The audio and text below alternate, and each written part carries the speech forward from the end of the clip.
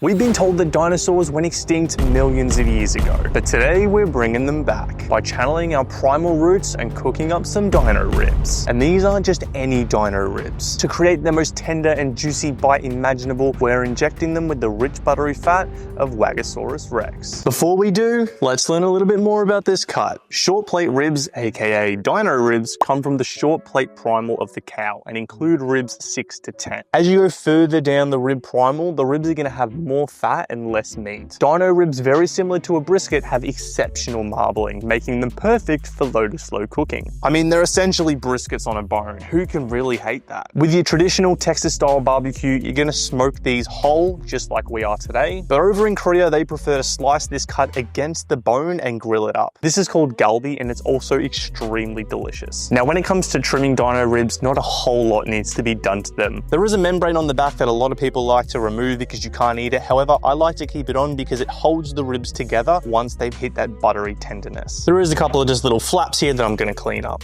I swear I cut my finger literally every single time I make a YouTube video. There is also a big fat cap on the top. You don't have to remove this. However, if you don't, you're gonna have a hard time developing bark on the top because bark doesn't develop on fat. Also, when the ribs are cooked, the fat cap is gonna shrink and pull the ribs up, which personally, I don't really like the look of very much. And for those reasons, I prefer to remove the majority of the fat cap. And here's where the real fun begins. It's time to inject these dino ribs with Wagyu beef tallow. I was really surprised just how much tallow the ribs could hold. I mean, I used all that I had, and you could tell the tallow was dispersing through the entire meat because I'd inject in one spot, then watch it squirt out of another. It was oddly satisfying to watch a viscous white liquid come out of my meat. I wonder why. After fully injecting the ribs, I lathered the spillage over the meat. I didn't want to waste any of this tallow. And here you go, artificially created Wagyu Dino Ribs. But we're still gonna have to cook these up to see if this is actually worth doing. When it comes to seasoning dino ribs, I like to keep it nice and simple: salt, pepper, garlic. Beef already has such a strong umami flavor, you're really just looking to enhance the natural flavor of the meat rather than add any extra complexity on top of it. And with such a large piece of meat, we're gonna let it dry brine in the fridge overnight so that the rub deeply penetrates the meat. I'll see you all in the morning for the cook. Tomorrow. And just like that, it's morning time. We're ready to make some dino ribs. Why am I keeping my voice down? Because just like any other sane person right now in Australia, my wife is still asleep. Let's get this on the cooker before the fat starts to render. Very similar to a brisket, dino ribs are packed full of connective tissue and collagen that needs to be broken down, so low and slow cooking is the way to go. We're using the snake method today, rocking 225 to 250. And while we wait for our prehistoric meat to cook, let's get into some sides. You know, I really wonder what sides our caveman ancestors would have had. On today's menu, spice rum and smoked chimichurri, and flatbread with a garlic honey butter. Delish. Starting with the spiced and smoked chimichurri. The zestiness and freshness of this chimichurri acts as a really nice contrast to the heavy umami flavor of the ribs. And I pretty much whip this stuff up once a week. Just make sure not to add too much rum if you're a lightweight. And now to make it smoked, this is a piece of apple charcoal from the kettle outside, and we're just gonna pop that in. Look at that. Incredible. Onto the flatbread, we need to first make our dough. All-purpose flour, baking powder, baking soda, salt, olive oil, and as it mixes, we're going to add warm water.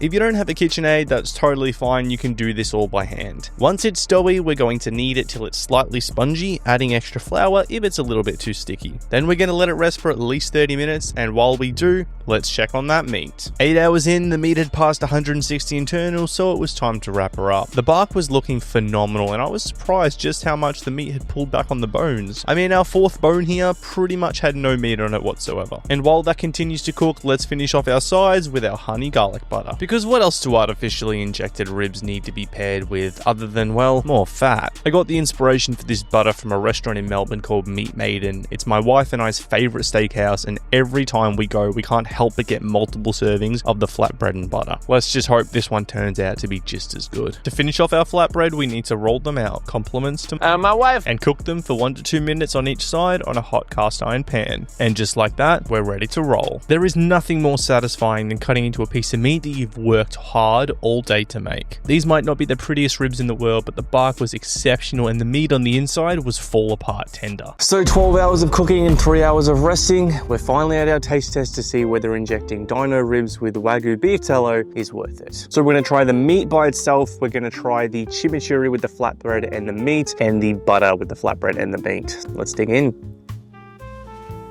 Bark is really nice. Smoke ring's good. The ribs are definitely juicy, but I will say they're not any juicier than normal. Still great. Let's see how it tastes with the chimichurri. I think this one's gonna be my favorite.